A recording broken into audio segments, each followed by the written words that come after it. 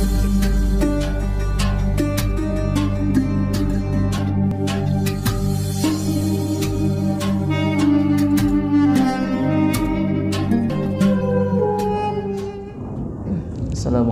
warahmatullahi wabarakatuh. Fatihah biniyatil qubul wa tamami kulli sunin wa ma'mun salahi sya'ni zahiran wa batinan wa bi anna Allah yaftahu alina futuhal arifin wa yufaqihna fid din wa yarzuquna kamalan ikhlas wal yakin. Thumma ila hadrati al muallif hadzal kitab Syekh Hasan bin Ahmad bin Muhammad Al-Kaf wa ala jami'i ustadina wa masyayikhina wa liwalidina wa li jami'il mu'minin wal mu'minat wal muslimin wal muslimat wa ila hadratin nabi Muhammadin Mustafa Rasulillah sallallahu alaihi wasallam. Al-Fatihah. A'udzu billahi minasyaitonir rajim. Bismillahirrahmanirrahim. Alhamdulillahi rabbil alamin arrahmanir rahim maliki yaumiddin. Iyyaka na'budu wa iyyaka nasta'in ihdinas siratal mustaqim siratal ladzina an'amta 'alaihim ghairil maghdubi 'alaihim waladdallin. Rabbighfir lana wa liwalidayna amin. Sekali lagi kita baca Al-Fatihah untuk orang-orang tua kita, guru-guru kita, saudara-saudara kita yang sedang sakit, ya khususnya orang tua kita Bapak Haji Mukhtar. Mudah-mudahan senantiasa Allah pelihara kesehatannya, Allah angkat penyakitnya. Dan juga kita baca Al-Fatihah khusus saya minta dengan ikhlas untuk guru kita, guru kami Muallim Kiai Haji Sofwan Nizomi. Beliau juga dalam keadaan sakit, ya kemarin memberikan kabar 24 hari nggak boleh keluar rumah dulu. Mudah-mudahan senantiasa Allah berikan kesehatan. Dan juga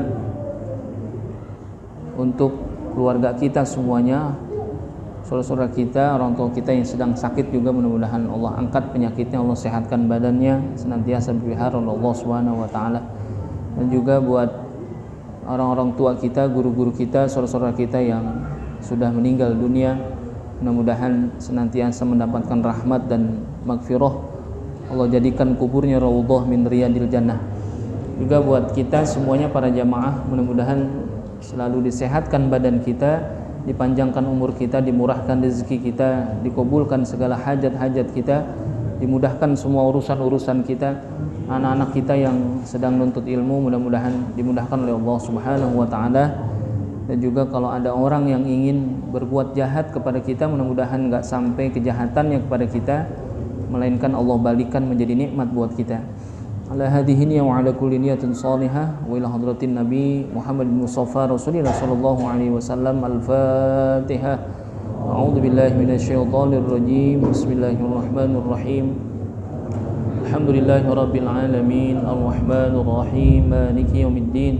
Iyyaka na'budu wa iyyaka nasta'in ihdinas siratal mustaqim siratal ladzina an'amta 'alaihim ghairil maghdubi 'alaihim waladdallin. Rabbighfir lana wa liwalidayna amin. Bismillahirrahmanirrahim. Alhamdulillahi rabbil alamin wassalatu wassalamu ala asyrafil anbiya'i wal mursalin wa ala alihi wa sahbihi ajma'in. Rabbi yassir wa la tu'assir, Rabbi tamim bihil khair, Rabbi syrah li sadri wa yassir li amri wahlul 'uqdatam min lisani yafqahu qawli. Qalu subhanaka la ilma lana illa ma 'allamtana innaka antal alimul hakim. Qala al-musannif rahimahullahu ta'ala wa adaman naf'a bihi wa bi barakati ulumihi fid darain amin. Qala syurutu salatil jumu'ati sittatun fa idza ikhtalla syartun minha lam tasihha 'alal mu'tamadi. Al-awwalu an tuqama fi khittatil baladi ay an tuqama fi makanin la yajuzu fihi qasrus salati lil musafiri ay dakhila umraniha aw suriha.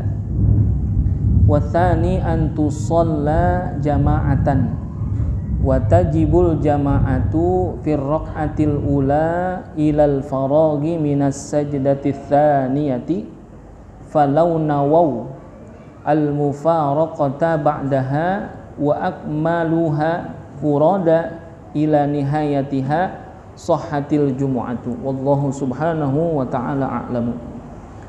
Hadirin jamaah sekalian yang saya hormati, saya muliakan, dan mudah-mudahan selalu dimuliakan oleh Allah Subhanahu wa taala.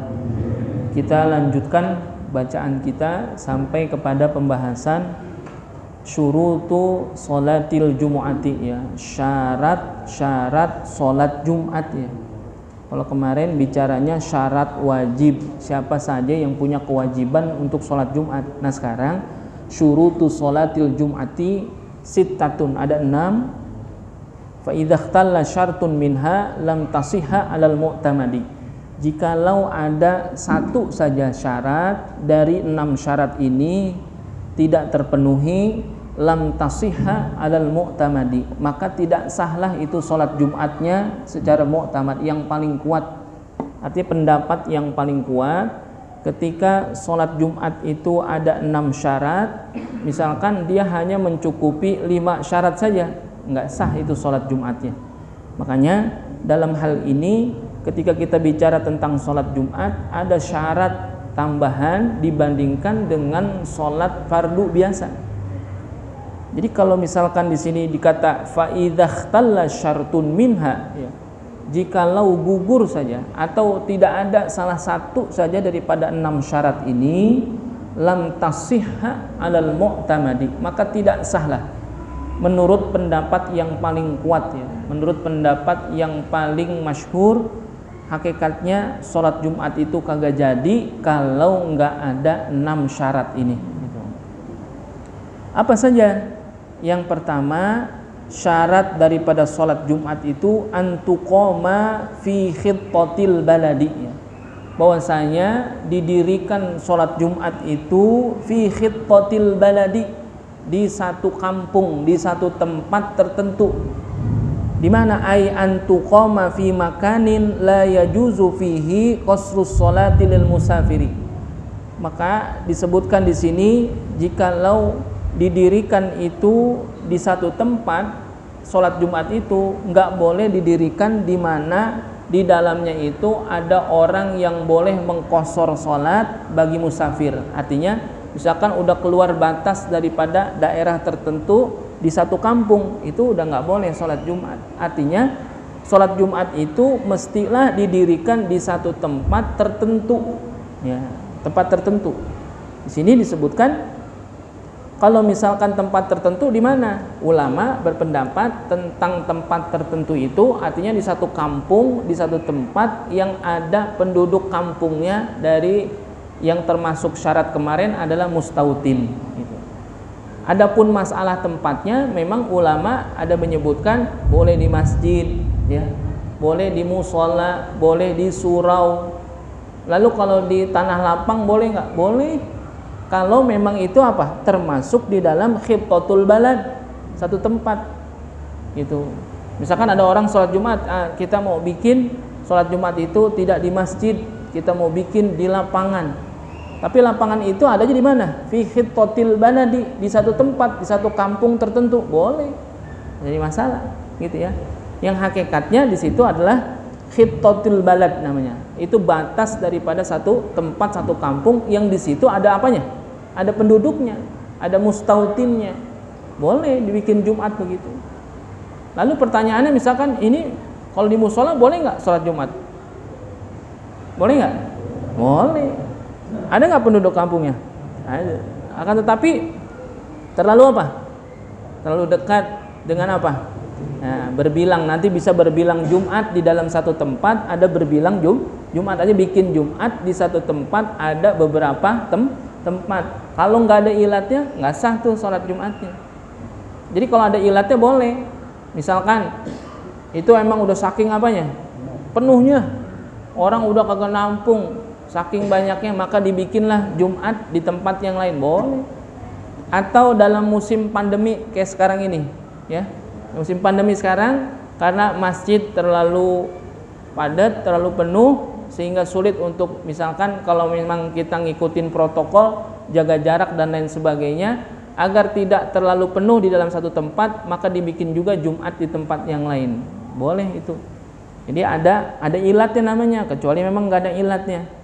Itu banyak tempat-tempat yang sekarang yang tadinya musola bikin sholat Jumat di masa pandemi. Karena apa? di sono terlalu penuh, terlalu padat, khawatir karena terlalu padat, terlalu penuh, lalu protokol kesehatannya tidak dijaga, maka dia bikin tuh. Selama itu khittatul balad, para ulama menyebutkan dibolehkan untuk bikin sholat Jumat itu. Tapi kalau ada ilatnya, bukan karena ilat yang berdasarkan ego dan lain sebagainya, bukan, itu bukan ilat. Kalau ilat itu berdasarkan apa? Alasan yang diterima sama syar'i gitu. Kalau misalkan di sono saya nggak dipakai jadi imam, ayo kita bikin aja sini sholat Jumat. Sono gua nggak dipakai, ya nggak boleh kalau begitu, itu bukan ilat namanya, kan gitu. Itu mah apa? Kalau kata anak sekarang, baper. Sono nggak dipakai dia jadi mau tuh. Payah sono DKM yang apa? Lah gua kan udah jadi ustad, masa gua kagak dipakai jadi khotib katanya. Kita bikin lagi di sini. Kan begitu. Jangan. Itu bukan ilat namanya. Kan gitu.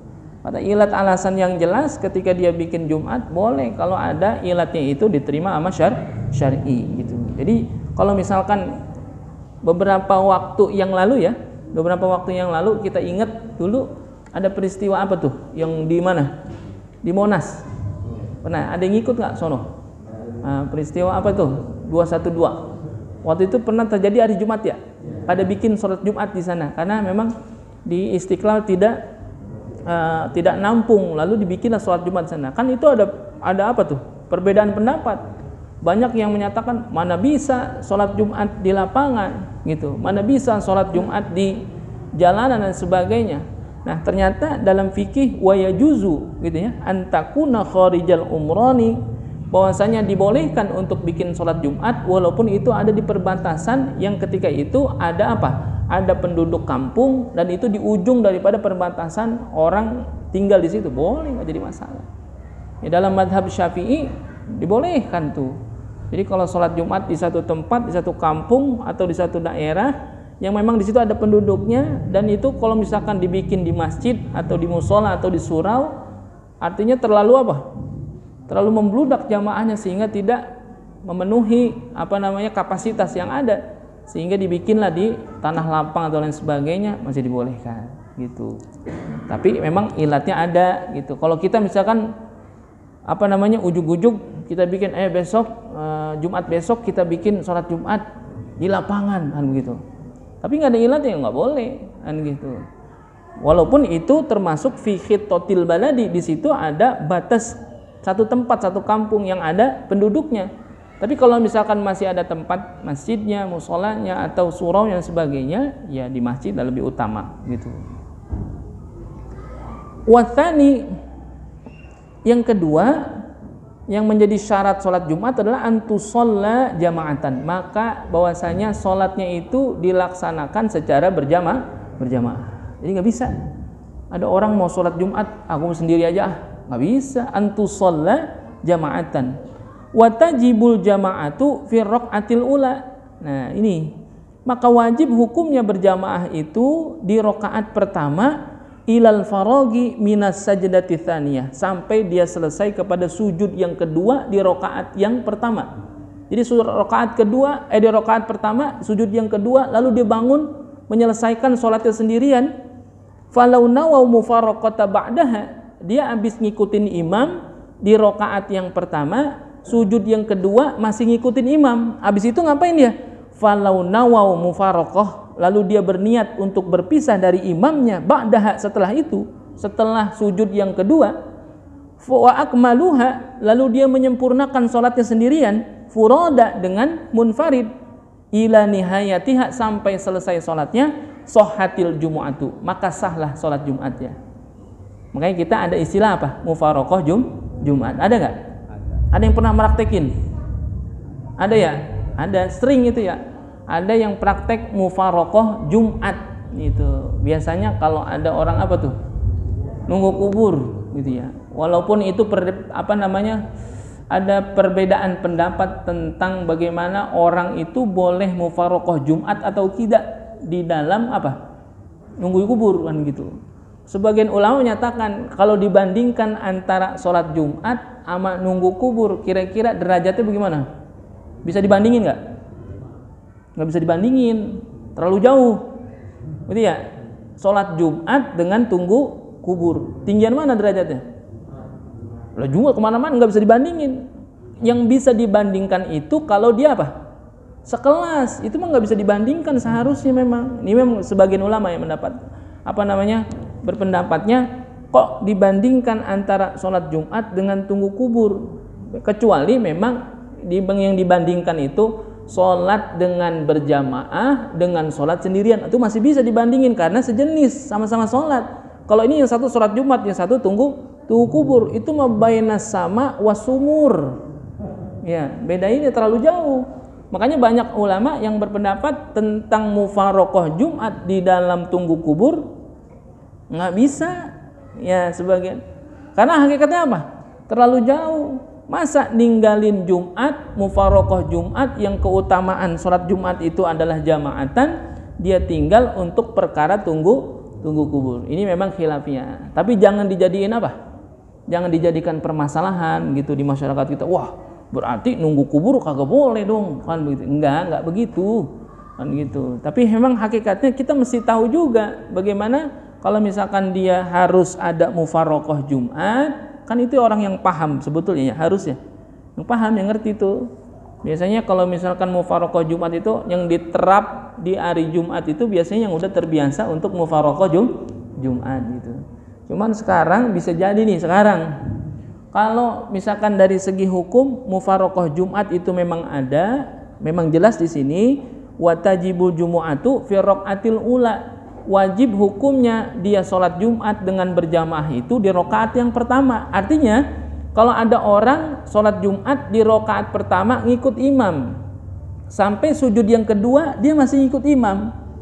Sujud yang kedua tuh bangun dari sujud dia langsung berdiri melaksanakan rakaat yang kedua dengan apa? Furoda, dengan munfarid. Lalu selesaikan dia sendiri, lalu dia pulang duluan. Boleh kalau memang ada ilatnya. Dan ilatnya diterima sama syar'i. Tadi saya bilang kalau memang ilatnya itu adalah masalah tunggu kubur, ini ulama berbeda pendapat. Karena kalau memang untuk dibandingkan antara sholat Jumat dengan tunggu kubur, bainas sama was sumur, terlalu jauh. Sekarang ya terserah dah kan gitu. Saya mau tetap mau nunggu kubur dengan praktek mufaroqah seperti itu ya nggak jadi masalah. Tapi kalau saya secara pribadi, menurut beberapa ulama yang saya tanya tentang perkara ini ternyata terlalu jauh, nggak bisa kita bandingkan antara sholat Jumat dengan tunggu kubur. Andai kata itu nunggu kubur nggak boleh ditinggal, kan kita bisa ngapain? Suruh nungguin siapa?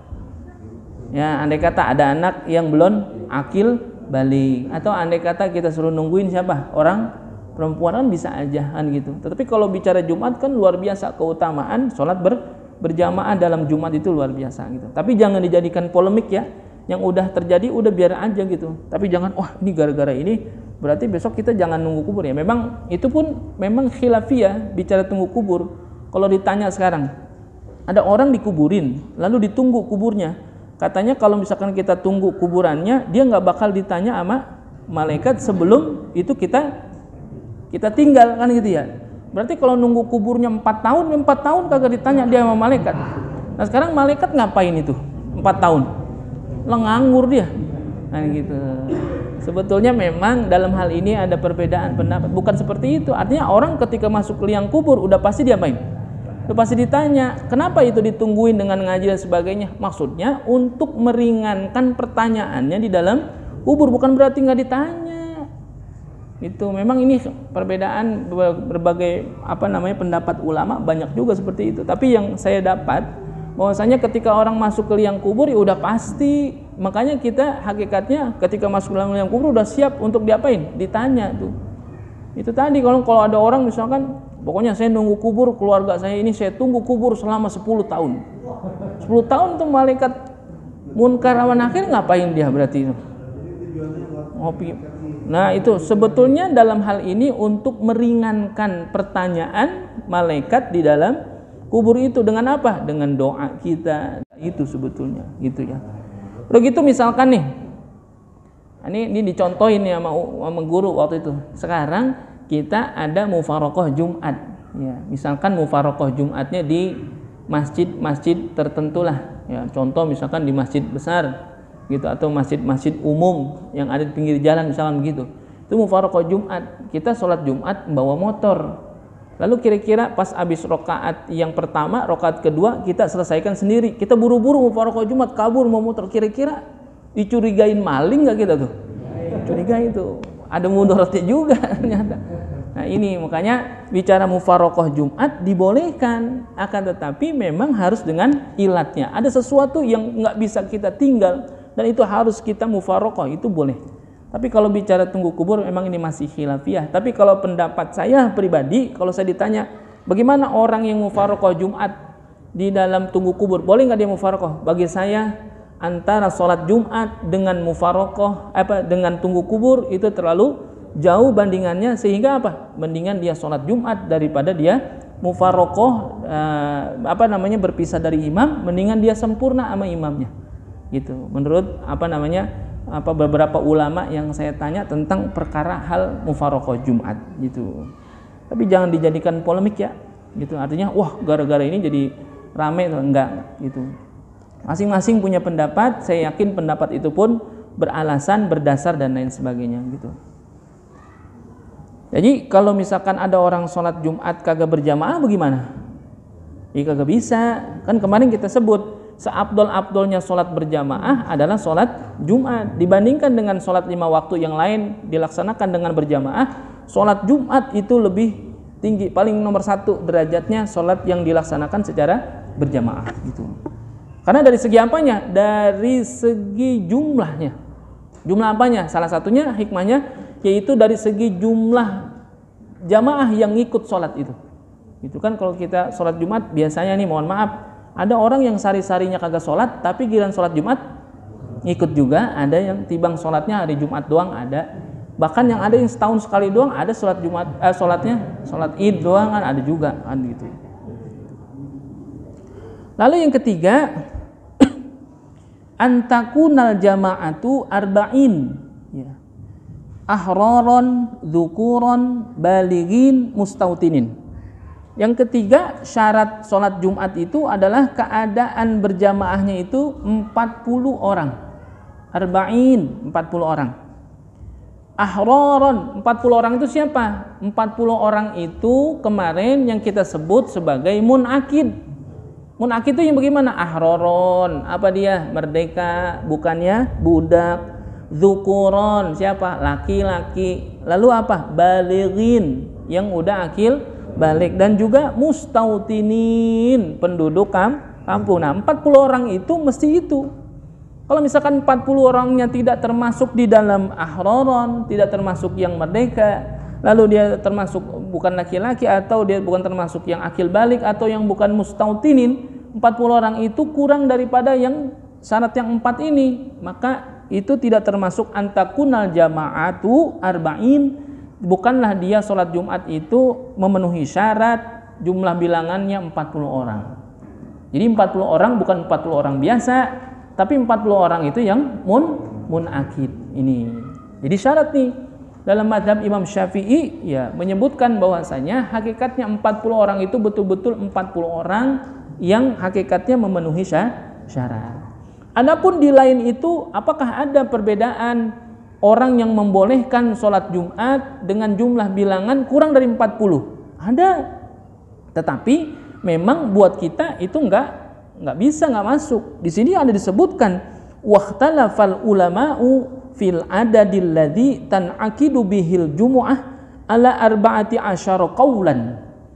Orang yang ulama yang berbeda pendapat tentang jumlah bilangan orang yang bisa melaksanakan Jumat itu ada 14 qaul ulama. Gitu ya. Jadi nanti kalau misalkan ada orang bikin sholat Jumat tidak memenuhi 40 orang lalu dilaksanakan juga Jumat itu, ya karena memang ada 14 qaul ulama yang hakikatnya ketika itu dibolehkan untuk bikin sholat Jumat. Tapi bagi kita madhab Syafi'i mutlak hakikatnya 40 orang mestilah dia bikin Jumat tanpa adanya ilat tertentu. Kecuali memang ada sabab-sabab tertentu nanti kurang daripada 40 orang. Nah, di sini salah satunya ada pendapat yang menyebutkan perbedaan jumlah bilangan orang yang boleh bikin sholat Jumat. Dari 14 itu yang pertama qaul Ibnu Hazm. Beliau menyebutkan bahwasanya bolehlah orang sholat Jumat itu wahidun, sendiri. Pendapat Imam Ibnu Hazm. Ya namanya ulama berpendapat pasti dia punya dasar. Akan tetapi tetap kita berpegang kepada pendapat mazhab Imam Syafi'i yang secara mu'tamad menyebutkan 40 orang. Kalau misalnya kita bilang, itu ada pendapat Imam Ibnu Hazm menyebutkan sholat Jumat wahidun, sendiri, boleh dong. Wah enggak. Ini maksudnya untuk apa? Memperkaya kita bahwasanya perbedaan pendapat di kalangan ulama itu luar biasa, gitu. Lalu yang kedua, ithnani, ada 2 orang berjamaah tapi timbang 2 orang, sah itu sholat Jumat. Wa huwa qaulun Nakhai wa ahlu zahir. Imam Nakhai dan ahli zahir menyebutkan bahwasanya sholat Jumat 2 orang boleh, berdua doang, 1 imam 1 makmum. Jadi kalau ada khutbah, yang satu khutbah, yang satu dengerin, bosan amat ya. Kalau yang sendiri tadi bagaimana itu? Ya kagak ada khutbah loh, PA khutbah sendiri saya yang mendengerin itu. Lalu yang ketiga, ithnani ma'al imam. Ya. Ithnani ma'al imam, 2 bersama imam. Wa huwa qaul Abi Yusuf wa Muhammad wal Laits. Ya, Imam Abu Laits. Itu pendapat yang lain. Yang keempat, pendapat yang keempat, salasatun ma'al imam.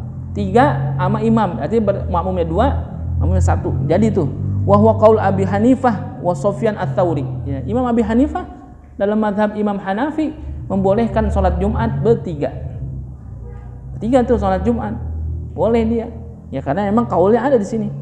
Dan juga yang kelima, sab'atun, 7 orang udah boleh sholat Jumat. Wa huwa qaulu Ikrimah. Ini menurut pendapat Imam Ikrimah. Lalu yang keenam, tis'atun, 9 orang boleh sholat Jumat. Wa huwa qaul Rabi'ah. Ini menurut pendapat qaul Rabi'ah, Imam Rabi'ah. Wasabi'u, yang ketujuh, ithna asyara ma'al imam. Ithna asyara ma'al imam. Berapa? 12 orang sama-sama imam. Artinya 12 orang sama imam. Jadi jumlahnya 12 sama imam, makmumnya 11, ada imam 1. Ini menurut pendapat qaul Imam Malik. Imam Maliki, mazhab Imam Maliki membolehkan sholat Jumat dengan jumlah bilangan orang yang mengikut sholat Jumat 12 orang. Lalu yang kedelapan, ithna asyara ghairul imam. Ithna asyara ghairul imam, 12 orang belum tanpa imam. Jadi sama imam jadi berapa? 13. Wa huwa qaul Ishaq. Ibnu Ishaq menyebutkan bahwasanya 12 orang itu udah jadi sholat Jumat. Lalu yang ke-9, ishrun, 20. Wa huwa qaul Malik min riwayati Ibnu Habib. Ini juga pendapat Imam Malik, tapi menurut pendapat riwayat Ibnu Habib, Imam Maliki mengatakan sholat Jumat 20 orang boleh. Yang ke-10, thalathuna kadzalik, 30. Ini juga menurut pendapat Imam Maliki, 30 orang boleh sholat Jumat. Yang ke-11, arba'un, 40 orang ma'al imam, wa huwal mu'tamadu fil madhhab Syafi'i. 40 orang wa huwal mu'tamadu, inilah yang paling kuat menurut pendapat madhab Imam Syafi'i. Jadi kita pakainya ini. Kalau kita mau pakai kan 12 tadi boleh menurut pendapat Imam Maliki. Itu menurut pendapat madhab Imam Maliki. Sebagian ulama menyatakan kalau kita timbang ada 12 orang, emang kagak ada lagi tuh orang, nggak ada lagi dah, kita mau cari kemana kita nggak ketemu dah orang timbang 12 nih itu. Bagaimana? Ada yang menyatakan boleh untuk bikin sholat Jumat, ada yang menyatakan bikin sholat zuhur saja karena tidak memenuhi syarat 40 orang. Karena pendapat yang mu'tamad, 40 orang ini menjadi syarat yang mutlak sehingga bisa didirikan sholat Jumat. Khamsun, 50. Menurut pendapat qaul Ahmad bin Hanbal fi riwayatin. Menurut pendapat madhab Imam Hambali. Imam Hambali muridnya Imam Syafi'i ini. Ya, Imam Hambali murid Imam Syafi'i. Tapi dalam hal ini banyak perbedaan pendapat. Jadi jangan aneh gitu ya. Kalau bicara fikih memang ada banyak khilafiyah gitu. Ini Imam Ibnu Hanbal kan murid ya. Nah, murid sama guru beda. Tapi sportif gitu ya. Walaupun berbeda sportif, beda, nggak apa-apa karena masing-masing punya hujjah, punya dalil untuk menguatkan pendapat mereka. Kalau kita sekarang ada perbedaan pendapat, dasarnya belum tahu, ributnya udah paling dulu, kan gitu. Kalau ulama dulu perbedaannya didasari atas hujjah yang kuat, kan gitu. Dan itu juga bukan menjadi sebuah perpecahan, kan gitu. Lalu menurut qaul Imam Al-Marwazi disebutkan 80 orang. Jadi kalau belum ada 80 orang belum bisa sholat Jumat menurut pendapat Imam Marwazi. Lalu yang terakhir jam'u katsir bi ghairi hisrin. Ya, yang penting dalam kategori ada orang banyak, enggak ngitung jumlahnya berapa. Kalau dikata banyak maka jadilah itu sholat Jumat. Ya, karena Jumat itu asal jamaah, ya jemaah artinya berkumpul, artinya banyak orang. Tapi kalau nanti dalam kaidah ilmu ilmu nahwu, kalau udah lebih daripada satu udah jamak kan namanya. Ya, satu kan mufrad, dua tasniyah. Berarti kalau lebih daripada dua udah jamak. Berarti kalau misalkan di sini disebut orang itu boleh sholat Jumat, hakikatnya itu ada banyak orang. Orang kalau dikata bertiga udah banyak namanya dalam kaidah bahasa Arab gitu ya. Kalau satu kan mufrad ya, kalau berdua tasniyah. Lalu kalau lebih daripada dua jamak udah namanya gitu. Jadi kalau udah jamak berarti apa? Udah banyak itu orang. Berarti kalau bertiga boleh nggak sholat Jumat? Boleh dalam menurut qaul ini. Jadi kalau misalkan di sini disebutkan banyak perbedaan pendapat dalam jumlah bilangan orang yang bisa melaksanakan sholat Jumat, yaitulah memang hakikatnya dalam fikih banyak sekali yang namanya khilafiyah, perbedaan pendapat. Tetapi kita nggak boleh sepadu kudu ngikut, enggak. Kita lihat tadi pendapat yang mu'tamad adalah siapa? Pendapat Imam Syafi'i yang menjadi madhab kita, ya ini 40 orang gitu. Fa inna qasu, jikalau berkurang dari 40 misalkan. Bagaimana itu? Ka'anin taqadha wudu'u ahadihim qabla salamihi batalatil jumu'atu. Andai kata berkurang, ini misalkan kita sholat Jumat pas-pasan. Berapa? 40 orang nih pas-pasan. Lalu berkurang dari 40 orang itu berkurang gara-gara apa? Ka'anin taqadha wudu'u ahadihim qabla salamihi. Batal wudunya salah satu daripada 40 orang itu qabla salamihi, sebelum salam. Berarti kan belum beres. Belum selesai nih sholat Jumat. Ya, belum selesai karena belum salam. Di rakaat yang kedua, ya karena sebelum berangkat sholat Jumat dia makan ubi, kentut dia. Batal lah wudunya qabla salamihi. Sehingga apa? Naqasu, berkurang dari yang 40 tadi. Batalatil jumu'atu, maka batal lah itu Jumatnya. Ulang. Kita geruduk tuh dia gara-gara lu kentut nih. Gitu. Karena apa? Kalau misalkan ini yang sholat Jumat pas-pasan berapa? 40. Kalau kita sholat Jumat lebih nggak dari 40? Lebih. Jadi batal atu juga ngapa-ngapa, dia yang batal gitu, maka agak gitu. Jadi kalau misalkan di sini disebut fa inna qasu, jikalau berkurang dari yang 40 itu, kalau memang didirikan Jumat itu dengan jumlah bilangan orang pas-pasan 40 orang. Lalu sebab dia gara-gara dia batal sholatnya, lalu dia meninggalkan jamaahnya gara-gara dia yang 40 ini jadi 39. Karena apa? Qabla salamihi, sebelum salam, berarti belum selesai sholatnya. Maka apa? Batalatil jumu'atu, maka batallah Jumat, sholat Jumatnya itu. Sholat Jumatnya yang batal. Bagaimana caranya? Ulang.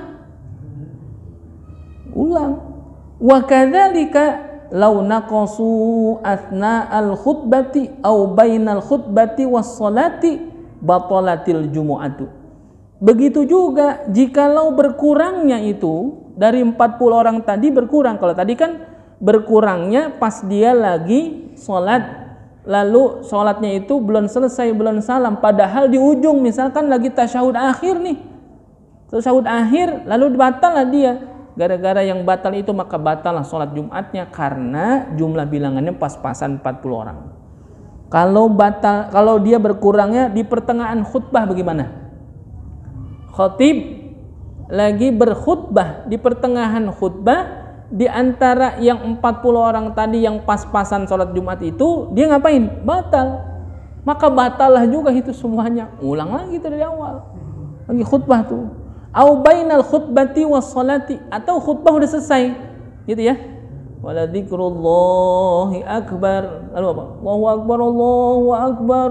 Asyhadu an la ilaha illallah. Kentut dia. Berkurang deh sono, kan begitu. Hakikatnya apa? Jadi apa? Jadi batal tuh. Berkurang tuh di antara khutbah dan salat berkurang. Enggak balik lagi tuh dia. Batal. Batolatil Jumu'atu, maka batalah Jumatnya. Itu kalau memang jumlah bilangan orang yang ikut sholat Jumat tibang pas-pasan 40 orang. Kalau kita sekarang insya Allah aman gitu. Apalagi Masjid Jami Persatuan, kalau sholat Jumat luar biasa itu ya. Kemarin saya lagi khutbah ngeliat ke belakang, itu orang yang berdiri nungguin selesai khutbah banyak banget yang belum dapat tempat. Itu menandakan bahwasanya umat Islam kita masih banyak gitu. Umat Islam kita masih banyak itu. Jadi gitu ya. Jadi kalau misalkan berkurang maka apa? Batal Jumatnya tuh. Berarti kalau batal Jumatnya apa? Ngulang. Karena apa? Jumlah bilangan orang yang ikut sholat Jumat itu pas-pasan gitu. Wa bihadza yulghazu fayuqalu. Nah, dengan ini ada teka-teki nih dalam fikih.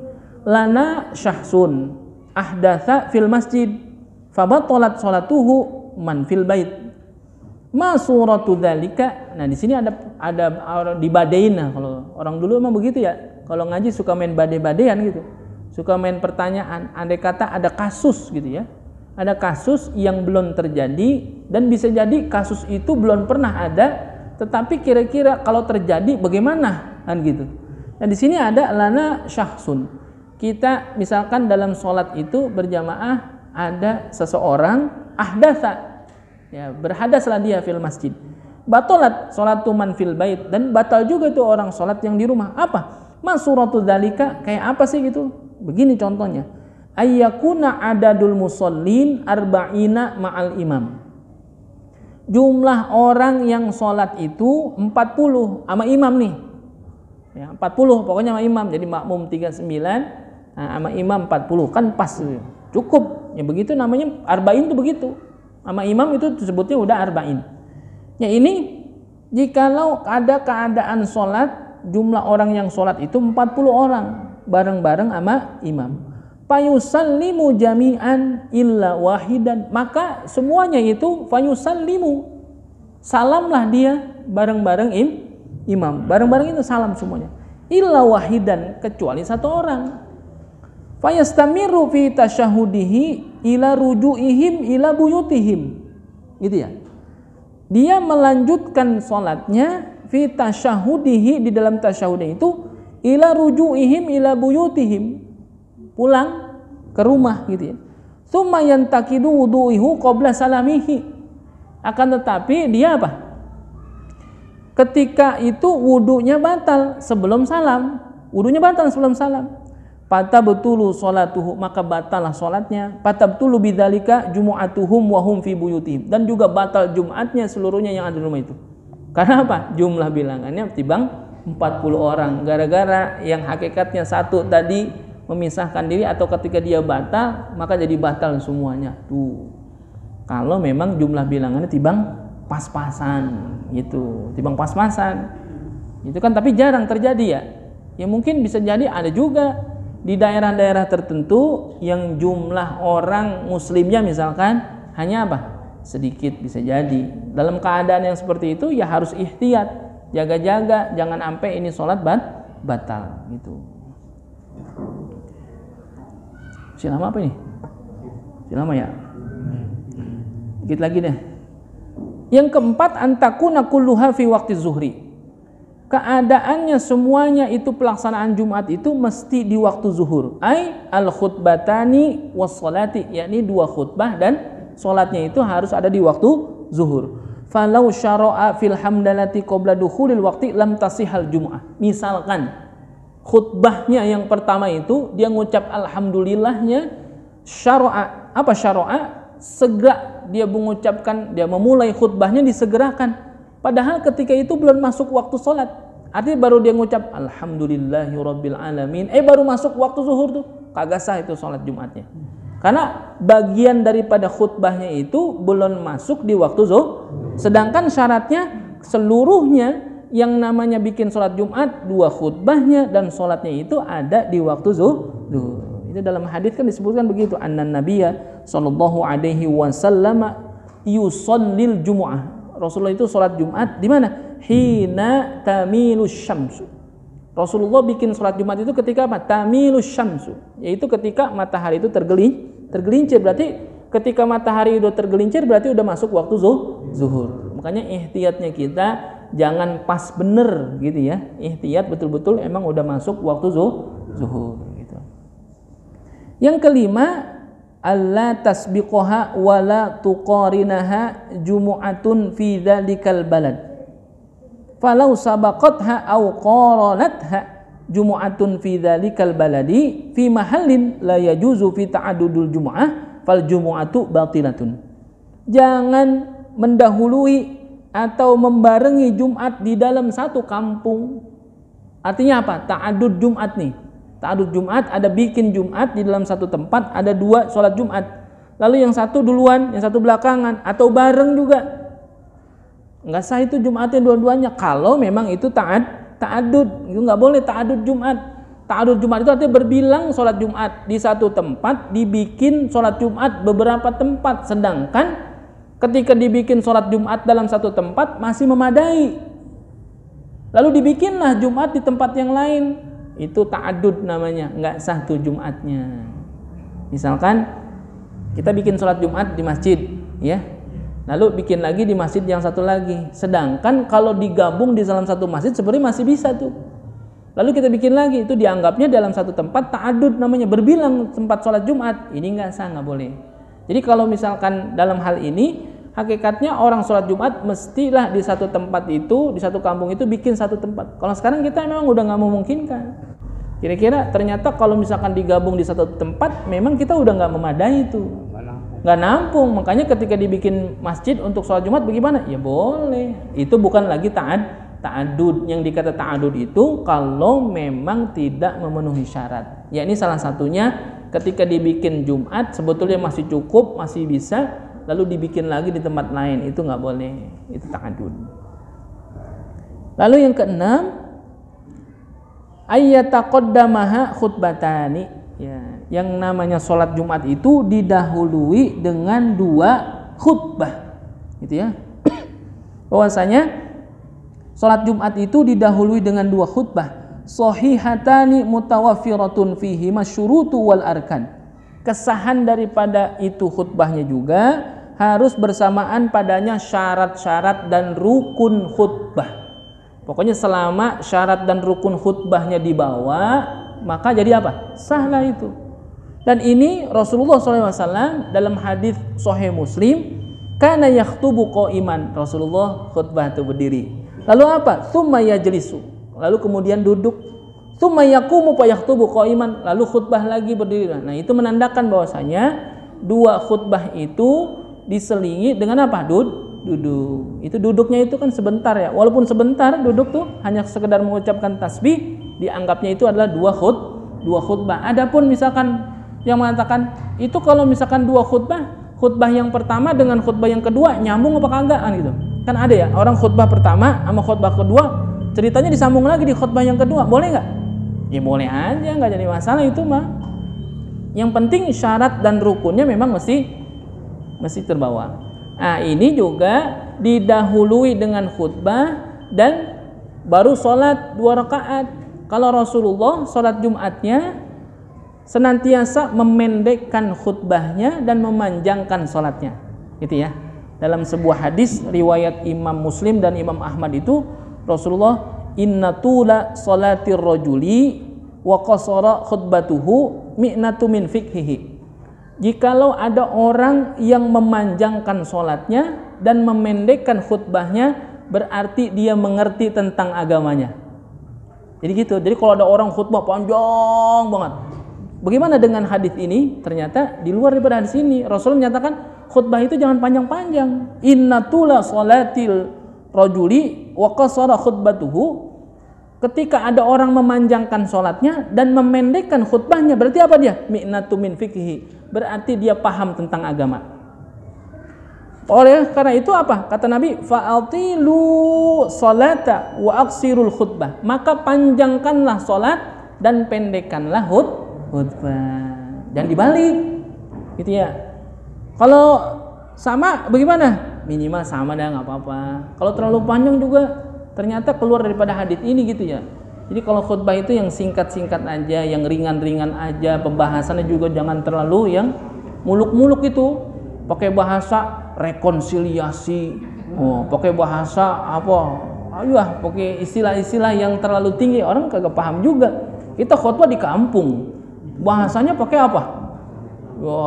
Pakai Melayu puncer, orang kagak ngerti, kan gitu. Pakai bahasa yang biasa aja, dan juga jangan terlalu panjang. Makanya kata Nabi, kalau dia paham agama, pasti dia apa? Dia memendekkan khutbahnya. Berarti kalau dia orang yang memanjangkan khutbahnya bagaimana? Ya bagaimana, nilai sendiri dah, kita nggak bisa kata apa-apa kan begitu. Tapi sah nggak Jumatnya? Sah. Tapi bisa jadi kagak sah. Lo orang pada gerundel, lah mau buat ada yang batuk, kagak batuk, padahal kagak pengen batuk itu dia, batuk dehem udah 7 kali dehem, itu kagak. Jadi rusak Jumatnya gara-gara apa? Ya itu bisa jadi. Itu yang makanya perlu diperhatikan begitu. Nah, hakikatnya perlu banyak diperhatikan dalam segi bab sholat Jumat. Itu harus komprehensif. Waduh, pakai bahasa komprehensif lagi. Artinya harus apa? Harus lengkap semuanya. Jangan hanya sekedar tahu, yang tahu tibang imam atau khotib aja. Makmum pun kudu tahu tentang perkara Jumat. Jadi kalau ada hal-hal yang keliru, kalau ada hal-hal yang salah, yang makmum kan ngingetin imam, kan begitu. Ya kalau yang tahu imam doang, yang tahu khotib doang. Lalu kalau ada salah, ada khilaf, kita bagaimana mau ngasih tahu? Kita juga kagak tahu. Nah, itu makanya nanti ya di sini sampai kepada pembahasan bagaimana itu syarat Jumat. Ya nanti bicara tentang bagaimana rukun khutbah dan syaratnya dan sebagainya. Mudah-mudahan insyaallah kita sambung lagi dah. Ini udah isya ya. Itu ya. Mudah-mudahan ada manfaatnya insyaallah. Allah Subhanahu wa taala a'lam. Saya minta doanya ya mudah-mudahan senantiasa istiqomah. Allah Subhanahu wa taala a'lamu. Ila hadratin Nabi Al-Fatihah. A'udzu billahi minasyaitonir rajim. Bismillahirrahmanirrahim. Alhamdulillahirabbil alamin arrahmanir rahim maliki yaumiddin. Iyyaka na'budu wa iyyaka nasta'in. Ihdinas siratal mustaqim. Shiratal ladzina an'amta 'alaihim ghairil maghdubi 'alaihim waladdallin. Bismillahirrahmanirrahim. Alhamdulillahirabbil alamin. Allahumma shalli ala sayyidina Muhammad wa ala ali sayyidina Muhammad. Allahumma iftah alaina futuhal arifin wa faqihna bid-din waj'alna minal ulama'il 'amilin wal aghniya'il mutasaddiqin wala udwana illa 'alal zalimin bi rahmatika ya arhamar rahimin. Allahumma inna nas'aluka ilman nafi'an wa 'amalan shalihan wa rizqan halalan wa khairan katsiran bi rahmatika ya arhamar rahimin. Rabbana atina fid dunya hasanah wa fil akhirati hasanah wa qina adzabannar. Walhamdulillahi rabbil alamin. Kurang lebihnya mohon maaf. Wallahul muwaffiq ila aqwamit thoriq. Assalamualaikum warahmatullahi wabarakatuh.